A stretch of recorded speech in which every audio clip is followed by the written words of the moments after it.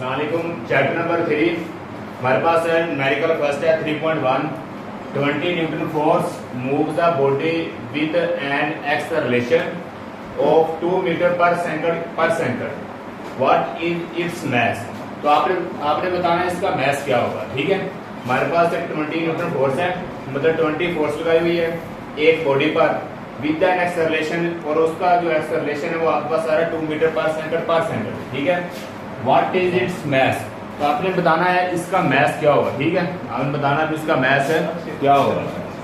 तो सबसे पहले आप गिवन डाटा में लिखेंगे। गिवन डाटा जो आपके पास वेरिएबल गिवन है, फोर्स मेरे पास आ रही है 20 न्यूटन। आप F इक्वल लिखेंगे 20 न्यूटन। ठीक है, और उसका जो एक्सेलरेशन है A आपके पास आ रहा है 2 मीटर पर सेकंड -2 का मतलब पर सेकंड। तो आपने इसका मैस फाइंड करना है। टू फाइंड में लिखेंगे, टू फाइंड मैस। आपने इसका मैस फाइंड करना है। ठीक है जी, फोर्स आपके पास 20 है, एक्सेलरेशन 2 मीटर पर सेकंड। तो मैस आपने फाइंड करना है Newton second law of motion by using Newton second law of motion. Second law of motion को आप यूज करेंगे भी। तो आप जानते हैं F is equal to M A होता है आपके पास। जो Newton second law of motion है वो आपके पास force is equal to mass multiply by acceleration. तो मैस आपके पास गिवन नहीं है, ओनली आप मैस को इधर लिखा रहने दे, एक्सेलरेशन इधर मल्टीप्लाई, तो इस तरह फोर्स के नीचे आकर क्या होगा आपके पास भी डिवाइड। तो यहाँ पे वैल्यू पुट करते हैं। फोर्स आपके पास 20 आ रहा है, एक्सेलरेशन मेरे पास 2 आ रहा है, 2 को 10 पे आप कट दें तो आपके पास आएगा 10 मीटर पर सेकंड। तो ये आपके पास इसका आंसर है वो मेरे पास आ रहा है m is equal to 10 metre per second. ठीक है, तो आपके पास उसका मैस आपने ओनली मैस बताना, तो उसका आपके पास कितना है 10 किलोग्राम। मैस मेरे पास कितना है वजन को आप किलोग्राम से शो करते हैं, इसलिए मैस इक्वल 10 किलोग्राम। तो body of mass is equal to आपके पास आ रहा है 10 किलोग्राम। तो हमने ये फाइंड किया। नेक्स्ट न्यूमेरिकल 2 है 3.2 में। तो यहाँ से आपके पास 3.2 आ रहा है the weight of a body is 147 Newton.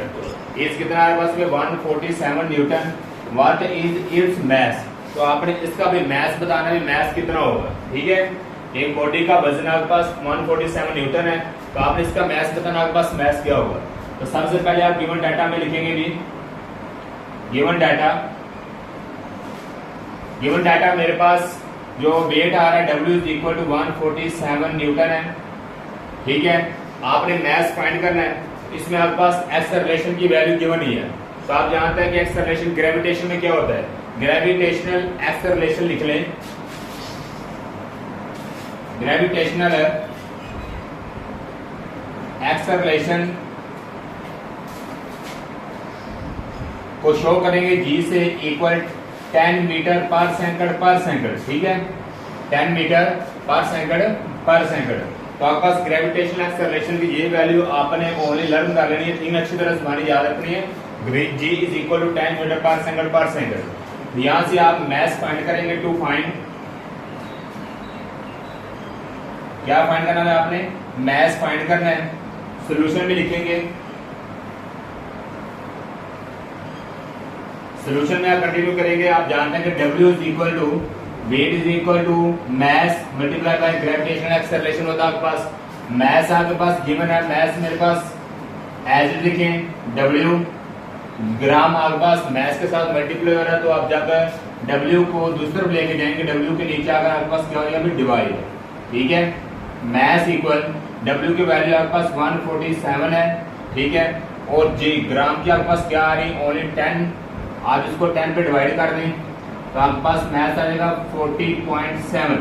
ठीक है, तो आपके पास इसका मैथ कितना होगा 40.7 किलोग्राम। 40.7 किलोग्राम आपके पास इसका मैथ होगा। नेक्स्ट न्यूमेरिकल 3.3 आपके पास। चले अब आपके पास न्यूमेरिकल 3.3 है। हाउ मच फोर्स, आपने बताना कितनी फोर्स होगी is needed to prevent a body of mass 10 kilogram from falling. आपके पास एक जिस्म है जिसका वजन आपके पास 10 किलोग्राम है, तो उसको गिराने से रोकने के लिए आपको कितनी कुव्वत चाहिए? ठीक है, एक 10 किलो का वजन है जिस्म का और वो गिर रहा है, उसको रोकने के लिए आपको कितनी कुव्वत दरकार होगी? ठीक है, तो सबसे पहले गिवन डाटा में आप लिखेंगे, गिवन डाटा में आपके पास जो मैथ कितना है इसका भी 10 किलोग्राम, मैथ मेरे पास सारा भी 10 किलोग्राम। ठीक है, इसमें आपके पास एक्सेलरेशन, ग्रेविटेशनल एक्सेलरेशन है, क्योंकि मैथ का मेरे पास जो कंपेयर होता है वो ग्रेविटेशनल एक्सेलरेशन के साथ होता है। ठीक है, तो ग्रेविटेशनल एक्सेलरेशन आपके पास G is equal to 10 metre per second. ठीक है, तो ये आपके पास इसकी वैल्यू होती है जी। ग्रेविटेशनल एक्सेलरेशन प्रीवियस न्यूमेरिकल 3.2 में मैंने आपको बताया कि ग्रेविटेशनल एक्सेलरेशन आपके पास होता भी G is equal 10 metre per second. तो यहाँ से हमें बताना कि हमारे पास फोर्स कितनी होगी अगर 10 किलो वजन गिर रहा है, उसको रोकने के लिए आपको कितनी फोर्स चाहिए? ठीक है, तो आप जानते हैं W is equal to find, आपने फाइंड करना भी W is equal to mg होता है, जो W आपके पास रिप्रेजेंट करता है R को, रिजल्टेंट को। ठीक है, क्योंकि एक बॉडी, एक जिस्म एक आपके पास पहाड़ की चोटी से गिर रहा है, ठीक है, तो उसको रोकने के लिए आपके पास कितनी कुव्वत दरकार होगी? जब वो गिर रहा है तो उस चोटी और जमीन के दरमियान आपके पास रिजल्टेंट की कुव्वत वाक़ होती है, इसलिए W को आप R के इक्वल रख सकते हैं या R को W को रख दें, क्योंकि वेट इक्वल होता है मैस मल्टीप्लाई बाय ग्राम होता है। ठीक है, W आपको लिख भी सकते हैं, force is needed to prevent a body of mass from falling is equal to R, to find में लिख सकते हैं। यहां से कैलकुलेशन करें, इसकी कैलकुलेशन में लिखेंगे W या R is equal to math मेरे पास 10 है और जो आपके पास आ रहा है G वो भी 10 है, 10 आपके पास है, मेरे पास वैल्यू आ जाएगी 100 न्यूटन। ठीक है, R इज इक्वल टू आप W लिख लें, तो यहां से Z में आप शो करें, Z में लिखेंगे बॉडी फोर्स या लिख लें the force, the force is to prevent a body of mass 10 kilogram from falling, कितना आ रहा अभी 100 न्यूटन। तो उस 10 किलो के जिस्म को गिरने से रोकने के लिए आपको कितनी कुव्वत चाहिए? भी 100 न्यूटन कुव्वत चाहिए। ठीक है, अब आपके पास नेक्स्ट न्यूमेरिकल है 3.4। अच्छा, नेक्स्ट न्यूमेरिकल 3.4 है, find the acceleration produced by a force of 100 Newton in a mass of 50 kilogram. आपने एक्सेलरेशन फाइंड करनी है, तो गिवन डाटा में आप लिखेंगे, गिवन डाटा एक्सेलरेशन आपने फाइंड करनी, मतलब ए को आपने फाइंड करना है।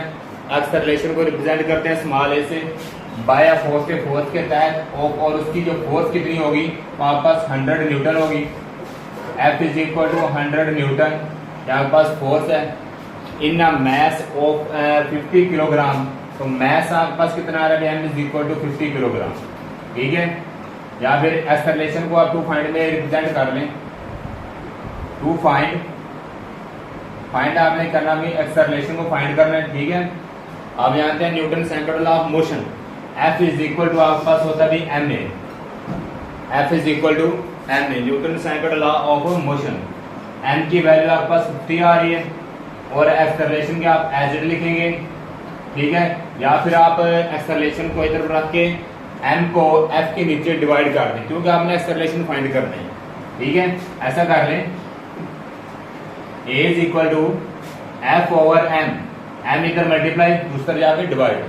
फोर्स आपके पास 100 आ रहा है, m मेरे पास कितना आ रहा है 50, एक्सेलरेशन 50 को 100 पे काटे 2 मीटर पर सेकंड आपके पास आंसर आ जाएगा। तो आपके पास एक्सेलरेशन कितनी आ रही भी, acceleration of body of force है, तो आपके पास आगे 2 मीटर पर सेकंड। अब हम नेक्स्ट न्यूमेरिकल 3.5 करते हैं अभी। अब हमारे पास न्यूमेरिकल 3.5 है।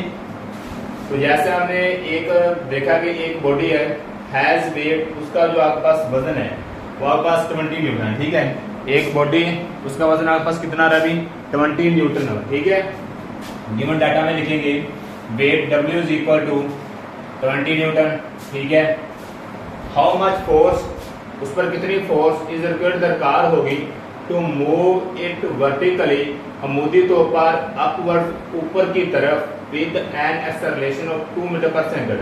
अगर आप उसको मूदी तौर पर 2 मीटर की सरआत के साथ ऊपर की तरफ जब उसको खींचेंगे उसके लिए कितनी कुव्वत दरकार होगी आपको, ठीक है। कह रहे भी आपके पास एक जिस्म है, एक जिस्म है, बॉडी है, हैज वेट उसका 20 न्यूटन है, तो आपने इसको मूदी तौर पर ऊपर की तरफ 2 मीटर की शरह के साथ ऊपर खींचना है या सरआत के साथ ऊपर खींचना, इसके लिए कितनी आपको कितनी फोर्स दरकार होगी। तो हमारे पास है W इक्वल 20 न्यूटन, ठीक है। आप जानते हैं कि मेरे पास जो एक्सेलरेशन है वो गिवन है 2 metre per second. Gravitational acceleration मैंने पहले भी कहा हुआ है, यहाँ पे पास वेट गिवन हो या मास गिवन होता है, एक्सेलरेशन ग्रेविटेशनल एक्सेलरेशन लाजमी लेंगे। तो gravitational acceleration is equal to G is equal to 10 metre per second, ठीक है। टू फाइंड आपने क्या करना भी, फाइंड आपने करना भी इसका फर्स्ट आप पहले W फाइंड करेंगे, ठीक है, क्योंकि आपके पास G भी है, ठीक है, W भी है। आप यहाँ से W से मास निकाल सकते हैं। इसके बाद फिर आप इसकी फोर्स फाइंड करेंगे, ठीक है, फिर आप इसकी टोटल फोर्स फाइंड करेंगे। फर्स्ट ऑफ ऑल W मेरे पास कैलकुलेशन में लिखें, कैलकुलेशन में आप लिखेंगे भी, यहां से आपके पास calculation W is equal to mg formula आपके पास, ठीक है। Weight equal to mass multiply by gram, mass मेरे पास गिवन नहीं है। अब यहां से W G आपके पास मल्टीप्लाई इधर आपका डिवाइड हो जाएगा, ठीक है भी। मास एज लिखेंगे, W की वैल्यू मेरे पास 20 है, G की वैल्यू मेरे पास कितने आपके पास आ रहे हैं 10 इज इक्वल टू मास, 10 को 20 पर कट करें, आपके पास आएगा 2 किलोग्राम इसका मास आ जाएगा, ठीक है। कितना मास आ जाएगा आपके पास 2 किलोग्राम इसका मास आ जाएगा, ठीक है। आपने यहाँ पे देखना कि फोर्स फाइंड करेंगे। फोर्स इक्वल आपके पास होता है भी MA, Newton second law of motion के तहत। तो आपके पास यहाँ से आप देख लें M भी गिवन है, एक्सेलरेशन भी गिवन है, मास मल्टीप्लाई एक्सेलरेशन। मास मेरे पास कितना है 2 r है, एक्सेलरेशन कितना है वो भी 2 r है, 2 कितना है पास 4 न्यूटन। आप पास फोर्स कितनी आ गई इसकी 4 न्यूटन। अब आप इसकी टोटल फोर्स को फाइंड करेंगे। Total force